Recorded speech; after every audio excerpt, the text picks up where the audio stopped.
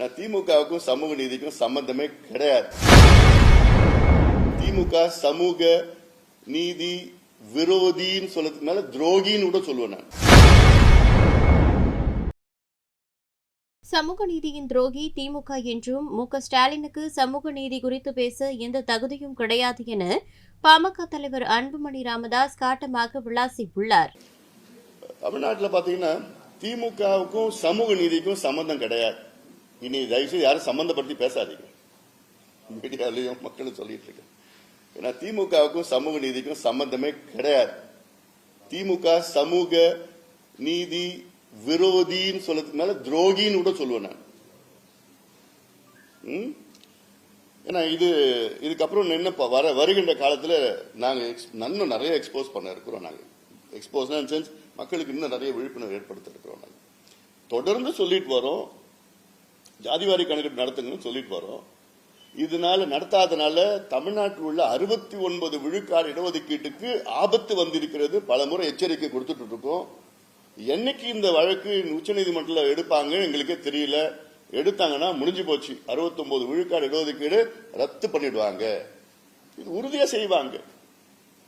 ஆனாலும் நாங்க எடுக்க மாட்டோம்னா புரியல.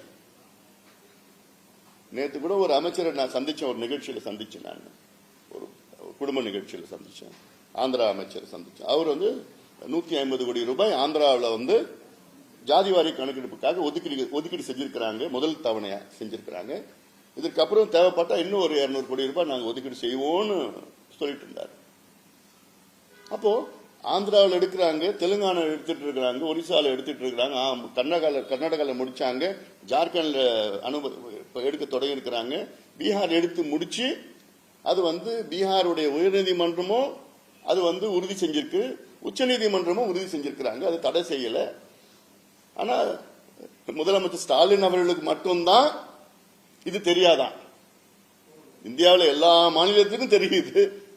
ஆனா ஒரே ஒருத்தர் தெரியலையா? முதலமைச்சர் ஸ்டாலின் அவர்களுக்கு அதிகாரமே இல்லப்பா, எங்களுக்கு மத்திய அரசு தான் செய்யணும். அது பாவம், அவர் சொல்லத்தான் சொல்ல போறாங்க. இப்படி ஒரு லா மினிஸ்டர் தமிழ்நாடுக்கு தேவையா? இது கூட தெரியாத அவருக்கு. ஒரு சட்ட அமைச்சர் கூட தெரியாதா? அப்ப பீகார்ல நடந்தது என்னன்னு வச்சுக்கலாம். அப்ப அத அவர்கிட்ட தான் கேட்கணும். பீகார்ல நடந்தது என்ன, அது ஏன் தடை பண்ணலையே, அது என்னன்னு சொல்லி கேட்கணும். அவங்க கூட்டணி தானே ஆந்திராவில் இருக்காங்க.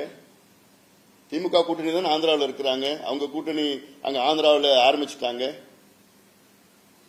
அப்ப அவங்க இவங்களுக்கு உடந்த இல்லையா? அப்போ இது எவ்வளவு பெரிய ஒரு பொய்ய முதலமைச்சர் சொல்றாரு, அது சட்டமன்றத்தில் சொல்லிட்டு இருக்காரு. அப்போ உங்களுக்கு சமூக நீதி பேசுறதுக்கு எந்த தகுதியும் கிடையாது. செய்திகளை உள்ளது உள்ளபடி தெரிந்து கொள்ள ரெஃப்ளெக்ட் நியூஸை சப்ஸ்கிரைப் பண்ணுங்க.